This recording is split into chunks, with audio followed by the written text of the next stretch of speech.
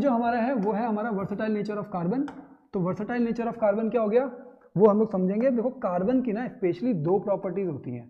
पहली प्रॉपर्टी हुई वो है कैटिनेशन की, कैटिनेशन, और दूसरी जो प्रॉपर्टी होती है वो होती है हमारी कौन सी, टेट्रावैलेंसी। क्या होती है, टेट्रावैलेंसी।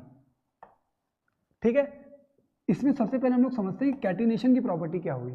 कैटिनेशन की प्रॉपर्टी का मतलब हुआ कि कार्बन जो है वो अपने और कार्बन भाइयों के साथ मिल करके बहुत ज्यादा नंबर ऑफ कंपाउंड्स को फॉर्म कर सकता है। ठीक है, मतलब carbon can form different compounds by linking with other carbon atoms itself. ठीक है, and this property is known as catenation. ठीक है, और क्योंकि ये कार्बन की प्रॉपर्टी सबसे ज्यादा होती है, अदर एलिमेंट्स भी ऐसे हैं जिनके अंदर ये प्रॉपर्टी होती है, जैसे सिलिकॉन हो गया, जर्मेनियम हो गया, but the thing is that कि ये प्रॉपर्टी सबसे ज्यादा होती है किसके अंदर, कार्बन के अंदर। ठीक है, इस वजह से ये कुछ लाख क्या कार्बन कंपाउंड्स को फॉर्म कर सकता है। आ रही है बात समझ में? तो ये कैटिनेशन की प्रॉपर्टी होगी जो कि इंपॉर्टेंट हो गई। दूसरा है टेट्रावैलेंसी।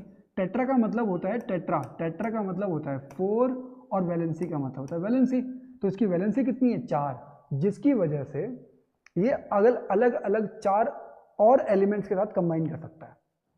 जैसे आपको मैंने बताया कि कार्बन है, तो कार्बन का आउटर मोस्ट ऑर्बिट में कितने हैं, 4 हैं। तो ये जो 4 है ये अलग अलग, आपको मैंने अभी दिखाया था हाइड्रोजन के साथ कनेक्ट हो रहा था ये।